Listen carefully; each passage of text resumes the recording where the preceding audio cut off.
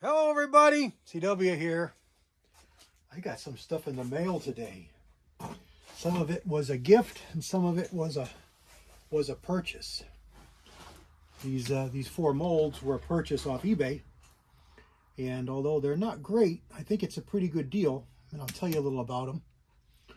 This here is an old Lyman Truline Junior press. And a guy that I know online offered it to me for the price of postage.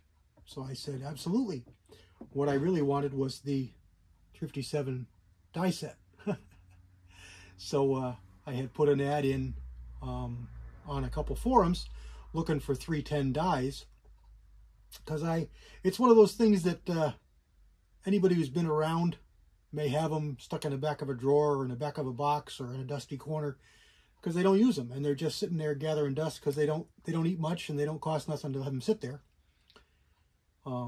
But they're hanging around, so that's why I posted the question, and I'm looking to get a couple of calibers, particularly 3220 and 32 Smith & Wesson, or 32 H&R Mag.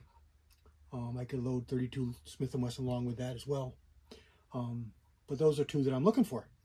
And he posted up that I've got a set of 357 if you want them, but you got to take the press if you're going to take the dies.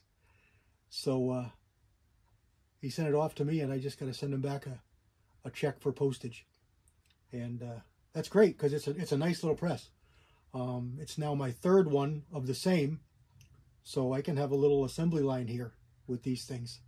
It's pretty neat. It's a really nice press. I'm going to do a video just on it when I get the other ones up and set up and running. So I just introduced you to them.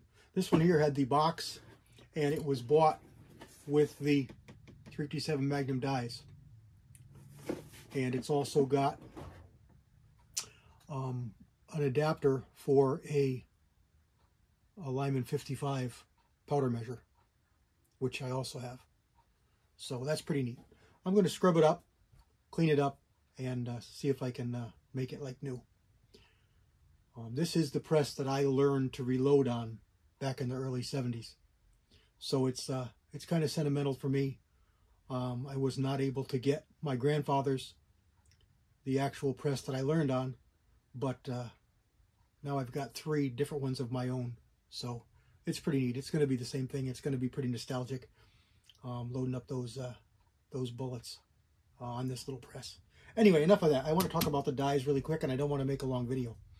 I'm sorry, the molds, and I don't want to make a really long video. Two of them are round ball molds. This is a Lyman 490 round ball, so it's just a 50 caliber round ball on a set of the old alloy handles.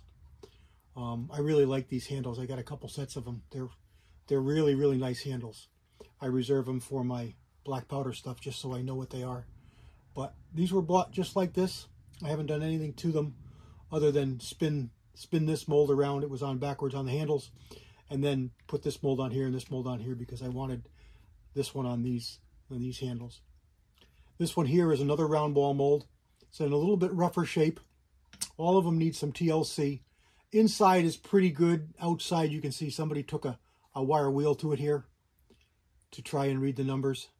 You know, it all needs a little bit of TLC, but I think in the important parts, I think they're going to be fine. And this one here is a 457 diameter ball.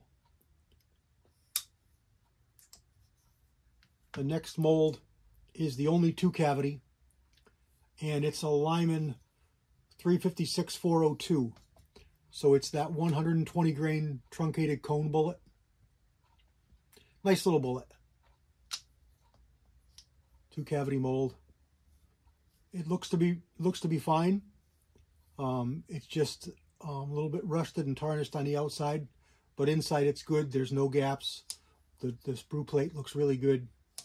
And again, somebody took a wire wheel to it or a wire brush to it to try and read it. So I'll see what I can do about that. It took away all the finish on there, so it's not going to be perfect.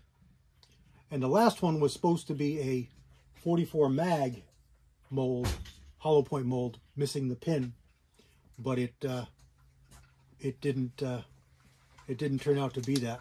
It's a 45 caliber. It's the Gould Express 457-122 330 grain bullet. So I'll make up a pin for this and get this back into service. I already have one of these molds, so I can use the other pin cast up and see how it works, but it's going to be fine. The pin is not overly difficult to make, so I'll make up a pin and have a good functioning mold. But like I said, it was it turned out to be less than 25 bucks per mold with handles, which is a bargain. All right, everybody, that's it. I will have little videos as I get these cleaned up, and maybe I'll do more on actually cleaning them up. But I've got a video on how to clean your molds and what to do with them, so probably I won't do that on this particular one. God bless everybody. CW out.